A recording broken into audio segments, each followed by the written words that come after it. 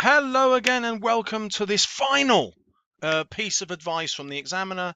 I've saved it till last because it's aimed at getting you into the top grade. It is not the only way to answer this extract question, okay?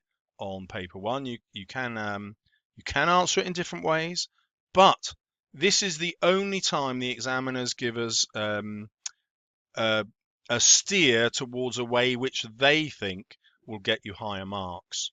So, as I hope you know by now, it comes from this publication, which is free on the AQA website.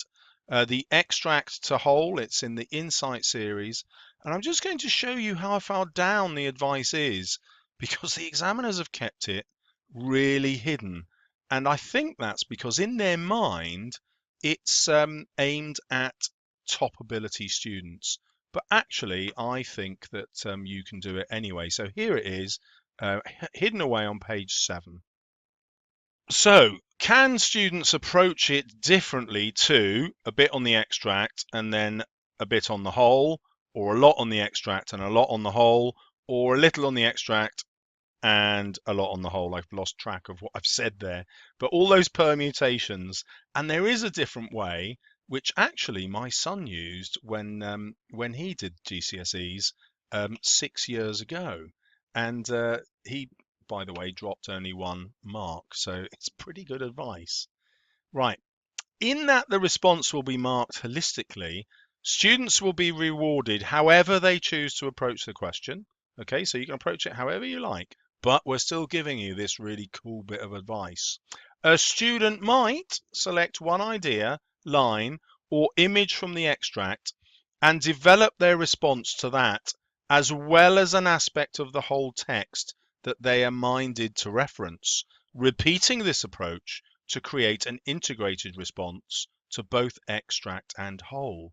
So what that means is, oh, I find something in the extract, I write about it, and then I write about how that same idea is dealt with in a similar or different way elsewhere in the whole text. And that way, each of my points is always related, extract and whole text.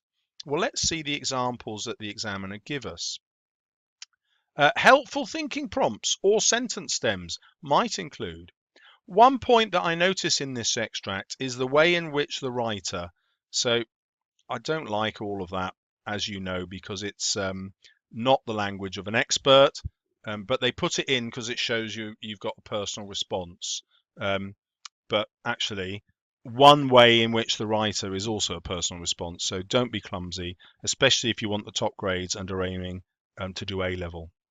So one way in which the writer explores the theme of ambition is blah, blah, blah from the extract.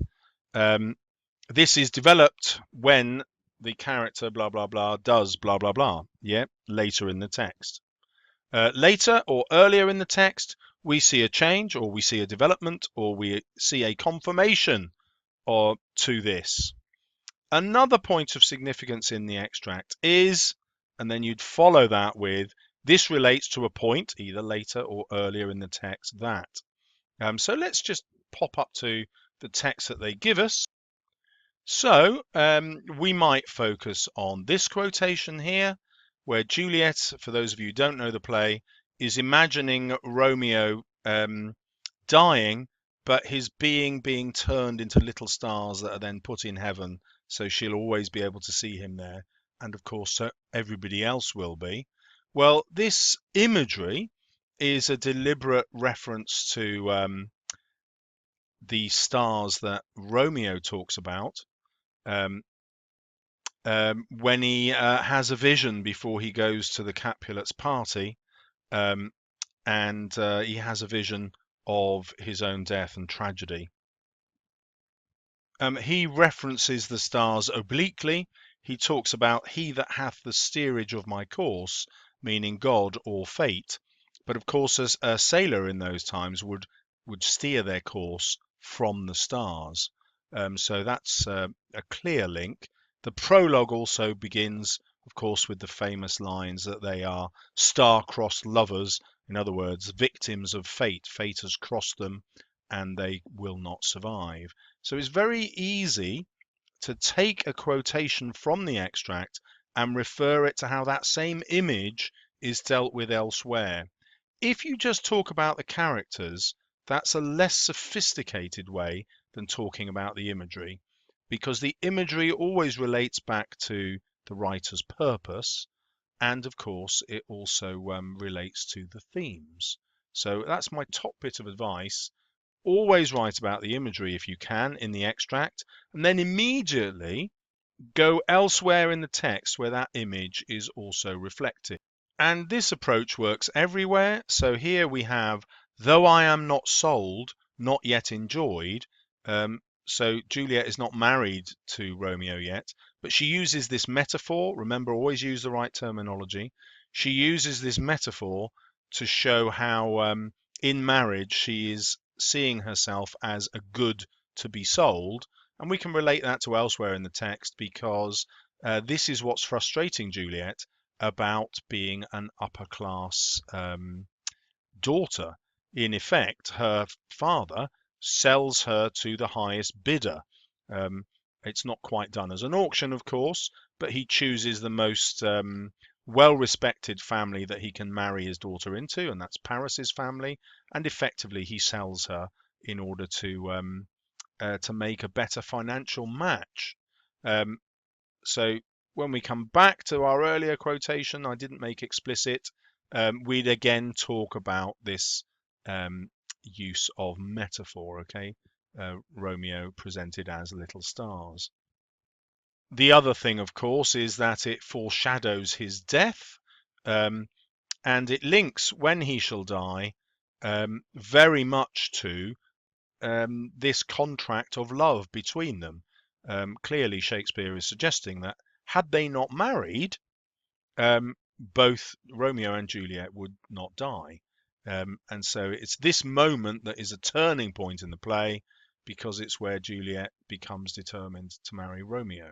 So hopefully, even if you don't know Romeo and Juliet, you can see how this approach works.